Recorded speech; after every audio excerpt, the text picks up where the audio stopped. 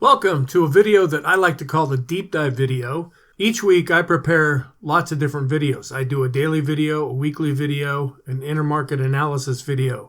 Well, in the daily videos, there are some charts that we look at all the time, and then periodically there'll be charts that kind of come and go. This video is designed to go into those charts that we didn't really look at during the last week, just to see if they're giving us any insight or inclination as to what's happening in the market.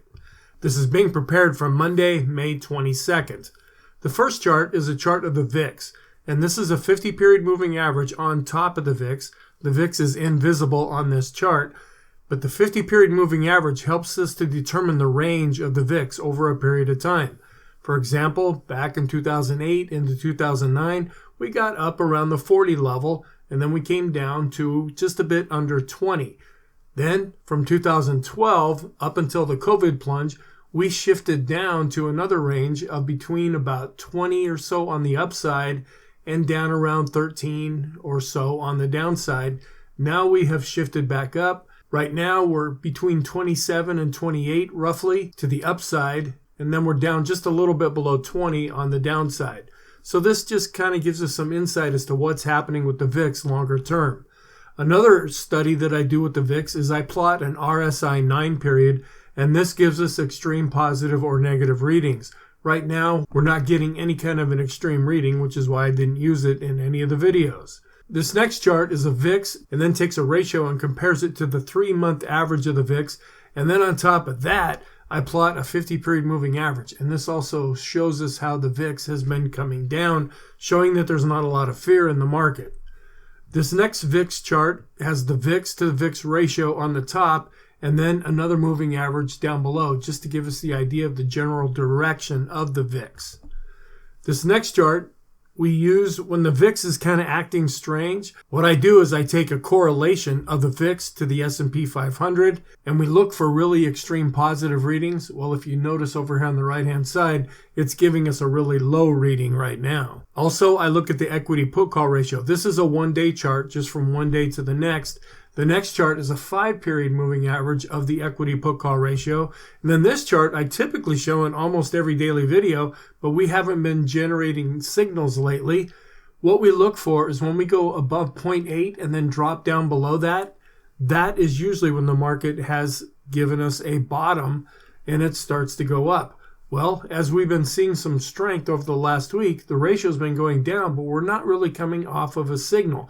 We did have one a little while ago, but to use this chart more effectively, we want to use a really recent signal if possible. Also, when we look at the equity put call ratio, I take a 253 simple moving average just to give us the overall direction. There's roughly 253 trading days in each year. I also look at where are we based on the all-time high. We're now down 13%, and then over on the right-hand side, you can see where we closed on Friday. Also, we spent a lot of time dancing above and below 4,000. I like to look at this chart periodically just to let us know that we're not getting too far away from that. Another thing is technical alerts, and this is put out by stockcharts.com. These are freely available. You don't have to be a member. They put these out every day. These are just the alerts for Friday. We had an up open, and so all of the signals that were generated are positive. If they're negative, these would be in red. We read this from the bottom going up, where the tech sector set a new 52-week high. The S&P got above 4,200. The real estate sector made a bullish percent cross above 30. The NASDAQ went above 12.7. Discretionary had a 50, 200-day crossover. That would be a golden cross.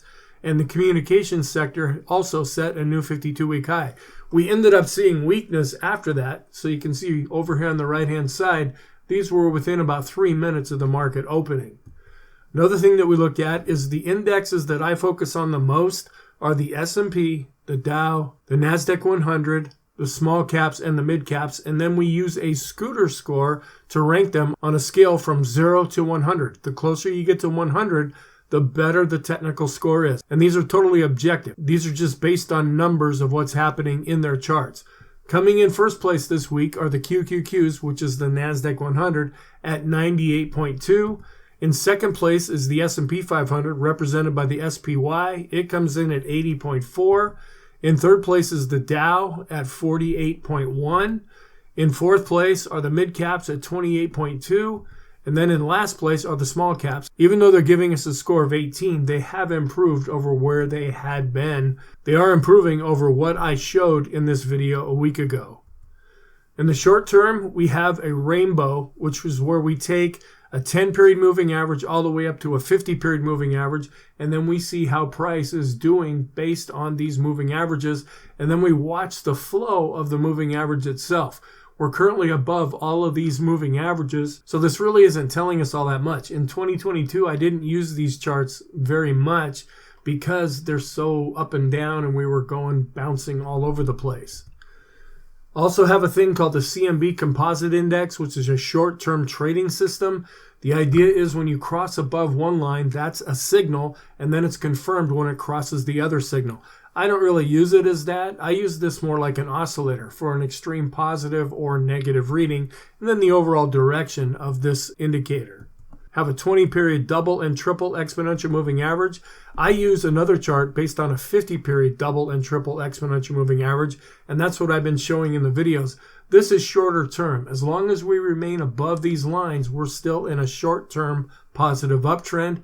This blue line here is an anchored moving average going back all the way to the all-time high. This chart I was using in every video, but then we came back above the 100% retracement, so there's really not a lot of use in this chart right now, other than if we start to fall, we'll be looking at the 41.23 level to offer support. In the intermediate term, we have a Connors RSI, which works just like a regular RSI. We look for extreme positive or negative readings, whether it's above or below this dashed line, and then the general direction to tell us if it's positive or negative. Here's an intermediate term rainbow going from 50 periods up to 100, and we're currently above all of the plotted moving averages. Also have an ease of movement indicator. I don't use the 1 period that much. Where I look is more at the 14 period, and since we've been chopping sideways a lot, this really hasn't been all that helpful. If you look up on top, this is called equivolume, where it tries to take volume and direction together. Green is when it's up, red is when it's down. Also, I plot a 20-period simple moving average of the open, high, low, and close. I did show this a couple of times because we were bouncing around inside of these moving averages, but then we were able to break out of that. Also, I have a moving average study, and since we've been chopping sideways, this hasn't been all that useful. The 20, 50, and 200-day exponential moving averages, where we're just about at the midpoint with all of these averages. Also, a boom indicator. When we're really moving up or down, we tend to get far away from a moving average, and then that moving average acts like a magnet to pull price back. Well, I have an indicator based on a 20, 50, and 200-day moving average, and this really isn't telling us all that much. It's positive because all of these are above zero, but we tend to look at this like an oscillator where it's extreme positive or negative. Then, this is a chart that I have been showing for a while, and we're watching this for support. This shows an anchored moving average going back to the all-time high, which may act as support if we start to fall. We're looking at the 4,078 level. Also, this is pretty self-explanatory. How far away are we from the 200-day simple moving average? The next one is a 50-period moving average study showing both an exponential and simple moving average, and we're well above both. And the same thing is true with the 100-period moving average. Also have RSI. Tends to tell us extreme positive or negative readings. Right now, when we're above 50 on both of these, that's positive, even though we did tick down slightly on Friday. The Pring bottom fisher, this is really good at determining when we've hit a bottom in the market. Sometimes these signals are really legitimate. You can see we got a nice signal back in March. Other times we get a signal and it really kind of fizzles out. So we just pay attention to this when the black line crosses back above the red line, and that's not happening now. The mass index, we get a signal on this chart when we go above the dashed line, above the blue line, and then come back down to the dashed line. Whatever direction the market is moving in at that time, we're looking for a change of trend. Since neither of those are happening right now, this is not generating a signal. These are other studies that I do based on 50 periods with the S&P 500. We're not giving an extreme positive or negative reading. We're just about in the midpoint. When we look at the 50-period moving average of the S&P, also the 50-period moving average of the mid caps are showing a little bit of weakness. And then the small caps are also showing a little bit of improvement right now and not giving an extreme reading. Then we look at a 10-day average of the highs minus the lows in the S&P. I have shown this chart a lot in the past. We tend to follow this when it gives us an extreme reading. That could mean that we're exhausted, and it also could mean that the momentum is really good because we can get up to this level and camp out here for a long time. Well, it has been falling back since we've been chopping sideways, but it is still above 50, so it is positive. Standard deviation, how far are we away from an average price? We currently are below this moving average, even though we turned back up. As we were chopping around sideways, the standard deviation kept falling. The Ichimoku cloud, this is determining either support or resistance. When we're above it and we come down, that provides support. When we're below it and going up, that provides resistance. And we're currently well above the cloud right now. Longer term charts, we have a longer term moving average. I have the 50 period moving average on the top. That's mostly for reference. And then I have a 150 and 200 down below.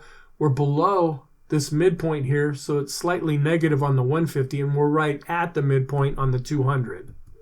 Then I have a longer term rainbow, which goes from 50 periods up to 250 periods, and we're above all of the moving averages.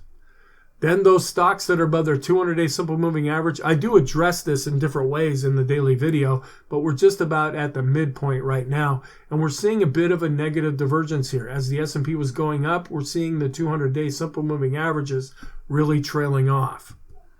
On the broad market, this is a VIX of the NASDAQ 100, which they call the Vixen. I don't use this chart because of the erroneous data on top. I do look at the line chart down below, showing that there's not a lot of fear in the NASDAQ 100 right now.